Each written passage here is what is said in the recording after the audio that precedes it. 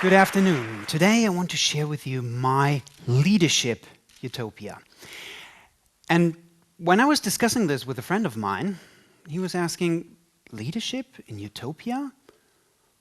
Would we even need leadership in utopia? Isn't utopia finally the place and the moment where we can get rid of all of these leaders and live free? Well, I don't know.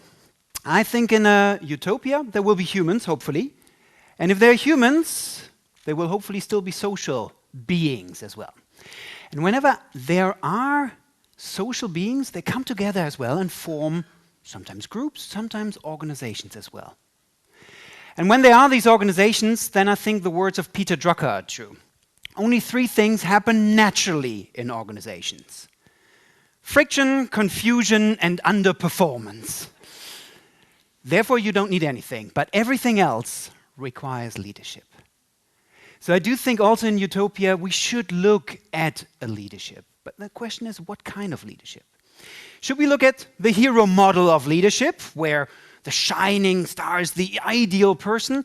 I don't know. Today I want to explore with you a different kind of leadership. And for this, I want you to do a little thought experiment. Think about the best leader you have ever worked with. Take a couple of seconds. Think about that person. What did he or she do, say, and so on?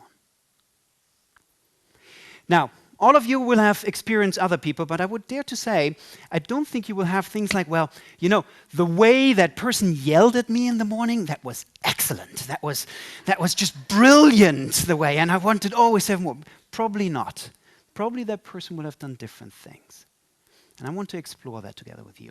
Now, I do think leadership is an interesting thing, and sometimes it's over-glorified, but whenever you become a leader, and I had the chance to lead small teams, large organizations, non-profit, profit organizations, whenever you become a leader, you have like a rendezvous with reality. Leadership is a bit like parenting, right? You have all these visions and ideas what you will do, and then you're in the moment, and then what I would call the leadership problem formula kicks in. And probably the people you have thought about just a second ago have mastered this formula. What does that formula look like? Every leader, and every of you who has ever been in a leadership position might have faced these challenges. I think every leader faces the leadership problem formula, and that goes TLT times people times power. First one is TLT, which for me stands for too little time. There's just not enough time to do things, and you can't pass it around, oh, somebody will take care of it. No, it's you, and then you need to do something. And what many people then fall back in is what I would call the headless chicken syndrome. They run around and say, oh, no, you do that, you do that, you do that, you do that. And that might then not be the greatest leadership. Then comes as well people. All leaders have to deal with people. And for me, I'm always reminded of my very first official leadership position, more than 10 years ago. So I would have my first direct reports, and the first direct report was coming into the room, and I had it all lined up. I had the vision, I had the team spirit, I had the story to tell, basically. And that was a very assertive young gentleman who came to me and said, Lars, that's all nice, but I have a question for you. Actually, I studied the email policy of the company. And you know, I have a motto I live by. And I always include this, and I have this for the past 5 years, I always include this in my email signature. Can I do this as well in this company? And there I was with all my stories and with all my vision and so on. It was like, what? Is that what leadership is all about? So I was studying the manuals for 2 hours and so on. Finally, we said, okay, let's go ahead with this one. But everybody who's ever led will see like it's not always about the glorious and shiny things. It's all about the little things, the little discussion that we have to do. The last element is power, and that's an interesting one. There's a very interesting study done at the University of Berkeley in '98, and they brought in random students and selected them randomly in groups of 3. And from these groups of 3, 2 of them had to do a 2-hour assignment, and one of them was randomly assigned to be the supervisor.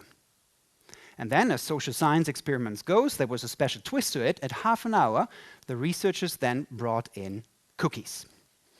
And of course, it was videotaped. And then they observed what happens actually there. They had some hypothesis. And sure enough, the people who were randomly assigned to be supervisors significantly ate more of the cookies, but not only this. they actually left significantly more of the breadcrumbs as well on the table, like I'm this, and it was very visually measurable. And that just shows, after 30 minutes of random higher status, this power thing kicks in. It's something within us in humans, and I think that is also something to be needed to take care of. Now, I do think these are the classic leadership problems that are not very often taken care of, but I think in a utopia, we need to address those. So how do we do that? What is the way out? For this one, I think we need to travel back in time. Actually, almost 1900 years, to Rome, to a person called Marcus Aurelius. Now, some of you might know Marcus Aurelius. Marcus Aurelius is one of the predominant figures of the Stoic school of philosophy. The Stoics, like the Zen of the West, almost. But Marcus Aurelius is interesting for leadership because he was running a little, little side business also on the side. He had a little side job in moonlighting. He was, and that's why on the statue, he's also, you see him there on a horse as well. He was at the time as well, on top of being a philosopher, he had the side job of being the emperor of Rome at the time. And the historian William Irvine calls him actually the true beacon of enlightened leadership. He was supposed to be one of the last of the 5 good kings of Rome. Now, Marcus Aurelius, what we know of him, said things like this: the happiness of your life depends on the quality of your thoughts. He said, so act virtuous, use your time well, and be cheerful. Then, when you drop from life's tree, you will drop like ripe fruit. Now, can you imagine these words being uttered by some of the leaders like Trump and so on today? Most likely not really. What did he do? And we know a couple of things that were transmitted from this one. I think that is a sign for utopia leadership that we can dive into. He was focusing a lot of his time on a field which I would call self-leadership. Leading oneself first before going out and leading others. And I think that, in my leadership challenges, helped me enormously to actually face some of the challenges of the leadership formula that I've shared with you. The founder of Visa, D. Hawk, once said, if you want to lead, invest at least 40% of your time in leading yourself first before you go out to others. Now, how do you do that? And what I want to share with you are a couple of strategies that I've tested, that I've worked with, and so on, to really try to see what can we do with that field of self-leadership. The first strategy and the first field of self-leadership that is out there is self-awareness. When you become a leader, it's actually some of the crucial things to be self-aware of yourself, but it's getting more and more difficult. Any of you have ever been in a leadership position, if you've ever tried to ask for feedback, that's not so easy. Huh? You ask like, hey team, hey group, do you have some feedback? And very often what you encounter is this silence. Like in these ancient Western movies with these dust balls. Come on, some feedback. Oh, brilliant, but everything's fine. And you know, no, that's not right. Well, you're signing the paycheck, basically. And they're like, no, great, brilliant. Now, there are some ways, of course, to learn to ask also for better feedback. But one of the things I think every leader can do is to check that for themselves. And one of the tools that I have is what I would call the character traits check. A character traits check. You can do that on a rainy Sunday.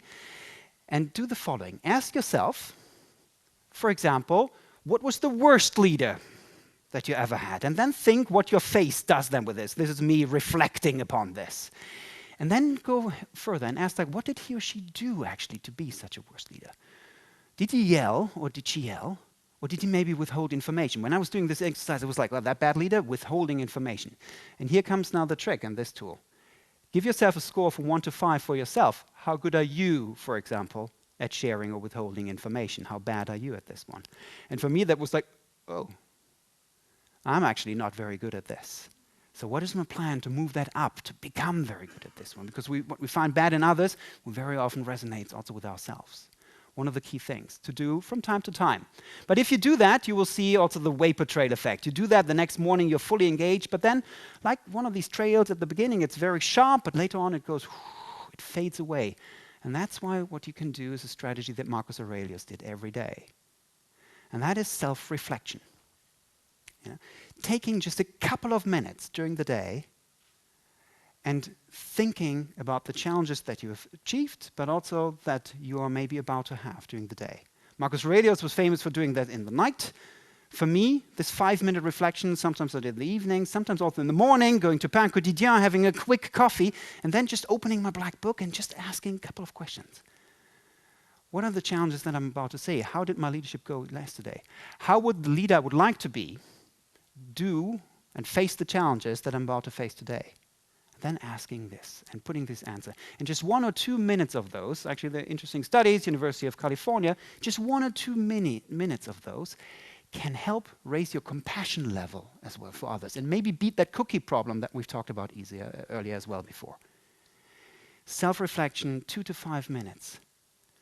And then we come to the last one, and that is self-regulation. You know, you've done your awareness, you've done your reflection, but you still will encounter the moments. You will still encounter the meeting, the discussions that you have, where people come in who've promised you, yes, I will do everything, I will have everything ready, and they come in the room and say, and let's talk it like, let's talk what?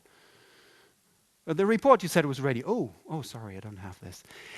And all the other things, the people who challenge you think they should be on your side and you should be on the other side and so on. And all these moments that you will face as a leader, when these moments you think that, stop doing this, do what I told you now. And this is, of course, not the best leadership. But how do we best do that? Self-regulation. And one tool that has helped me enormously is what is called reframing. Reframing is a simple tool where you think, like, where you have this coming up, like, I want you to, no? You stop. And ask yourself for 1 to 2 seconds. Well, on a scale from 1 to 10, how important is that issue right now? With 10 being really my life goal, so to speak. Where is that? If it's a 10, well, then you better engage really fully in it. But maybe very often it's more like a 2 or 3, and so on. And that reframing, that taking a step back can help you enormously in actually addressing the situation. Small strategies, small things, but what I would encourage you to do is think about this when you have a leadership position. Invest this time in self-awareness, self-reflection, self-regulation, and in self-leadership in general before you go out and lead others. Because very often we hear about leadership like people want to lead others, we want to do everything. But why not start first with leading yourself? I think if we all did this, this will lead to leadership utopia that we can strive for. And I think we can start all by doing now. And hopefully if you all start doing now and somebody asks in 10, 20 years, maybe in our utopia, the question, who was the best leader that you've ever worked with? Then maybe they think of you. Thank you.